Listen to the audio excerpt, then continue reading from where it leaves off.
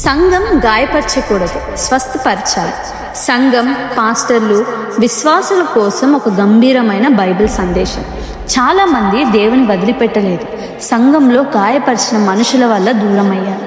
ప్రేమ లేని సంఘం క్రీస్తు శరీరం కాదు, కేవలం ఒక భవనం మాత్రమే. గాయాలతో వచ్చిన వారిని సంఘం మరింత గాయపరచకూడదు.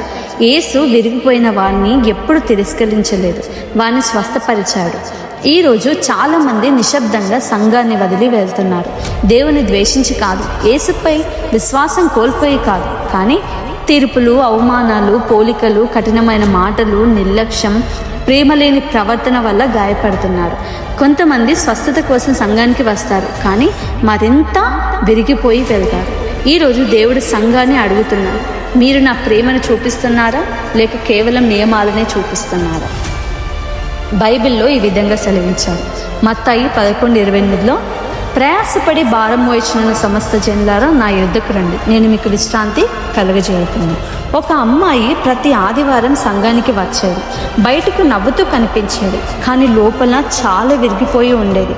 ఆమె ఒంటరితనం, కుటుంబ ఒత్తిడి, భయం, నిరాశ, మానసిక అలసటలతో పోరాడుతుంది.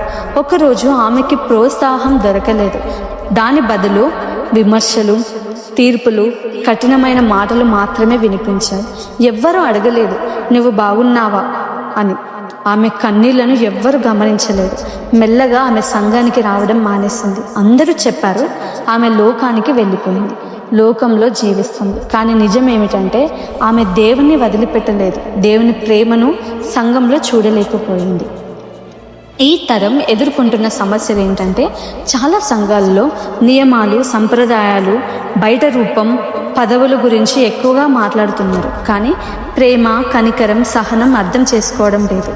భావోద్వేగ స్వస్థత గురించి తక్కువగా మాట్లాడుతున్నారు. ఈరోజు చాలామంది లోపల నిశ్శబ్దంగా పోరాడుతున్నారు. నిరాశ, భయం, ఒంటరితనం, వ్యసనాలు, కుటుంబ సమస్యలు, ఆత్మహత్య ఆలోచనలు, తిరస్కరణ బాధలు. వారికి మొదట తీర్పు అవసరం లేదు, మొదట ప్రేమ అవసరం. యేసు విరిగిపోయిన వారిని ఎలా చూశాడంటే, యేసు పాపాన్ని సరిచేశాడు, కానీ విరిగిపోయిన వారిని అవమానపరచలేదు. వ్యభిచారంలో పట్టబడిన స్త్రీకి మొదట కనికరం చూపించాడు. జక్కయ్యకు మొదట అంగీకారం ఇచ్చాడు. రోగులకు, తిరస్కరింపబడిన వారికి సమాజం దూరం పెట్టినప్పుడు యేసు దగ్గరికి తీసుకున్నాడు. అలసిపోయిన వారికి విశ్రాంతి ఇచ్చాడు. యేసు సత్యాన్ని ప్రేమతో చెప్పాడు. సంఘాలకు ఒక చిన్న సందేశం. సంఘం పరిపూర్ణలు మ్యూజియం కాదు, గాయపడిన ఆత్మలకు ఆస్పృతి. హాస్పిటల్లోకి వచ్చిన వారు శాంతి, ప్రేమ, ఆదరణ, స్వస్థత, ఆశ అనుభవించాలి. భయం కాదు, అవమానం కాదు, తిరస్కారం కాదు. ప్రేమ లేని సంఘం మనుషులను ఆత్మీయంగా, భావోద్వేగంగా విరగొడుతుంది. ఒక చిన్న సందేశం. పాస్టర్లు కేవలం ప్రసంగాలు చెప్పడానికి మాత్రమే పిలువబడలేదు, హృదయాలను కాపాడడానికి పిలువబడ్డారు. 1 పేతురు 5:2లో, దేవుని మందను కాయుడు, గొర్రెల కాపరి గాయపడిన గొర్రెలను కొట్టడు, వాటిని సంరక్షిస్తాడు. పాస్టర్లు చేయవలసినవి బలహీనలను ప్రోత్సహించాలి, బాధలో ఉన్నవారిని వినాలి, ప్రేమతో సరిదిద్దాలి, అందరి ముందు అవమానపరచకూడదు, యువత కోసం ప్రార్థించాలి, విరిగిపోయిన కుటుంబాలను ఆదుకోవాలి, సంఘాన్ని సురక్షిత స్థలంగా మార్చాలి.